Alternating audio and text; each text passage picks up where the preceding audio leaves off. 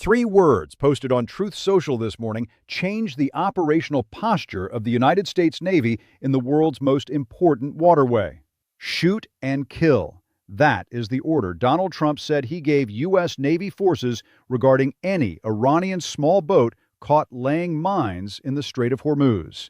Any boat, any Iranian boat, he said, that is putting mines in the Strait of Hormuz will be shot and killed immediately. He also claimed the U.S. has total control over the strait and that it is sealed up tight until Iran makes a deal. Those three words matter, not because they represent a new military capability. The U.S. Navy already has rules of engagement that permit firing on vessels posing direct threats, but because a presidential public order to shoot and kill in a nominally active ceasefire zone represents a deliberate escalation of the rhetorical and operational posture that both sides have been maintaining. It signals to Iran that the next mine-laying incident will not end with a warning. It signals to the world that Trump is tightening the vice. This is April 23, 2026, day 55, and the managed stalemate that appeared to be settling in is instead showing every sign of hardening into something more dangerous. Let us establish the full picture of what happened in the past 24 hours, because it requires careful sequencing. On Wednesday, Iran's Revolutionary Guard seized two container ships, the Epaminondas and the Francesca, in the Strait of Hormuz, and attacked a third. Both seized vessels were moved north between the Iranian islands of Hormuz and Larak, where they stopped transmitting. The crew of the Epaminondas was confirmed safe by its management company, Technomar Shipping. The Epaminondas was fired upon by a manned Iranian gunboat approximately 20 nautical miles off the coast of Oman before being boarded. On Thursday, today, the U.S. Defense Department announced it had boarded and seized a stateless vessel, the MT Majestic X, in the Indian Ocean overnight. The Pentagon released footage of U.S. forces on the deck of the tanker. We will continue global maritime enforcement to disrupt illicit networks and interdict vessels providing material support to Iran wherever they operate, the Defense Department said. This is the fourth Iranian-linked tanker the U.S. has seized since the blockade began. The enforcement has now extended far beyond the Persian Gulf into the Indian Ocean, meaning the maritime war is operating in two separate theaters simultaneously. In London, military planners from more than 30 nations met at a Royal Air Force base for a second day to develop practical military options for securing freedom of navigation in the strait. France and the UK confirmed that what they are building is a post-war escort mission.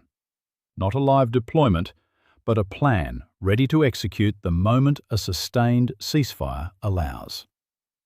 And in a detail that should not be overlooked, Iran's Deputy Parliament Speaker confirmed this week that the country has already collected its first revenue from the Hormuz toll system it established. The first payments have been deposited into Iran's central bank account, assessed by the IRGC in what sources describe as Chinese yuan. A $2 million payment was recorded from at least one vessel. Iran is not just blocking the strait, it is monetizing it. The toll revenue development is strategically significant in ways that the ship seizure headlines overshadow. When Iran established its toll system for Hormuz Passage, the initial reaction was that it was a publicity move, geopolitical theatre, designed to assert sovereignty claims over international waters that the entire world rejects. But the first actual deposit into Iran's central bank changes that interpretation. The toll system is operational, it is generating revenue, and it is doing so with Chinese yuan, which specifically routes around the US dollar system that makes sanctions effective. What this means in practice is that Iran has constructed an alternative economic architecture for Hormuz Passage that bypasses Western financial infrastructure. Chinese-linked vessels can pay in yuan, access the strait, and do so without exposing themselves to U.S. secondary sanctions in the way that dollar-denominated transactions would. Russia similarly benefits from this model. The countries most dependent on Gulf oil that are also most resistant to U.S. pressure, China, India to a degree, several Southeast Asian nations, are being offered a path to energy supply that does not require them to choose sides between Washington and Tehran. This is not a trivial development. It is the beginning of a parallel economic order in the world's most important energy corridor. The implications extend well beyond this war. Israel's posture today adds another layer of urgency to the strategic picture. Defense Minister Israel Katz said Thursday that Israel is ready to return Iran to the Dark Ages and is awaiting a green light from the United States to resume the war.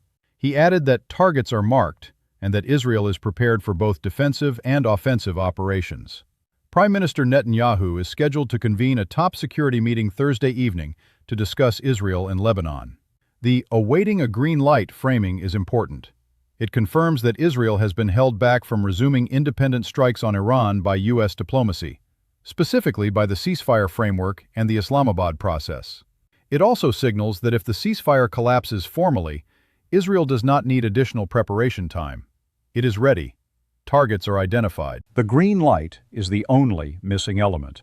For Iran, that signal is as threatening as Trump's shoot and kill order. The two statements together form a coordinated pressure message. The U.S. is tightening maritime enforcement and threatening lethal force in the Strait, while Israel is positioned to resume the air campaign that killed thousands of Iranians over 40 days of war. The vice is tightening from two directions simultaneously. And yet, in the middle of all this escalatory rhetoric, two dry bulk carriers crossed the Strait of Hormuz on Thursday. One of them was operated by Hapag-Lloyd, one of the world's 5 largest shipping companies, making it the first confirmed transit by a major Western carrier since the war began on February 28th. That transit is not a coincidence. It is a signal from the shipping industry that the commercial calculus is beginning to shift. Slowly, cautiously, with enormous uncertainty still attached, but shift. Hapag-Lloyd has 6 container ships still trapped inside the Gulf. If the security environment allows even selective transit, the company begins moving product again. War risk insurance premiums are still prohibitive for most vessels. But the first Hapag-Lloyd ship through the Strait is a data point the market has been waiting for. The irony of today's picture is acute. The same day Trump orders shoot and kill, Iran collects toll revenue. Israel announces it is awaiting a green light. And both navies are seizing each other's vessels. A major German shipping company sails through the middle of all of it and completes a transit. The Strait of Hormuz has never been fully closed in recorded history. Not during the 1980s tanker war, not during any previous Iran crisis. The world's energy architecture finds ways to move through, even when the political architecture is collapsing around it. Talks, and the absence of them, remain the central question. Iran's UN envoy said again on Wednesday night that talks can begin the moment the U.S. lifts its blockade. Trump has made clear the blockade is his primary leverage and will not be lifted without a deal. The deadlock is structural and has not shifted. No second round of Islamabad talks is scheduled. Vance's trip was canceled. Iran's government remains internally fractured between Araghchi's diplomatic channel and Ghalibaf's hardline posture.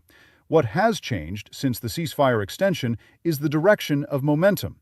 For a brief period in mid-April, Lebanon's ceasefire, Munir in Tehran, White House feeling good, Pakistan blitzing the Gulf, the momentum was toward diplomacy.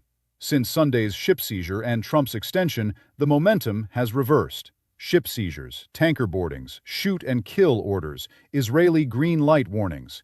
The escalation ladder is being climbed again, not descended. The specific risk today is what strategists call inadvertent escalation, a miscalculation or accident in the increasingly crowded and hostile waters of the Strait that neither side intends, but that triggers a response that neither side can control. The Hormuz is now simultaneously a U.S. naval blockade zone, an Iranian toll collection system, an active mine-laying area, a ship seizure corridor, and the world's primary energy choke point. The probability of an unintended incident in those conditions is not zero. It may not even be low. The honest picture on the morning of April 23, 2026. Trump ordered shoot and kill from mine-laying boats. Israel is waiting for a green light with targets marked. The U.S. seized a fourth tanker in the Indian Ocean. Iran collected its first toll revenue in Chinese yuan. 2 container ships remain held by Iran. Hapag-Lloyd completed the first major Western carrier transit since February. 30 nations are in London building a post-war Hormuz security architecture, and talks remain in deadlock over the blockade question. The ceasefire is technically still in force.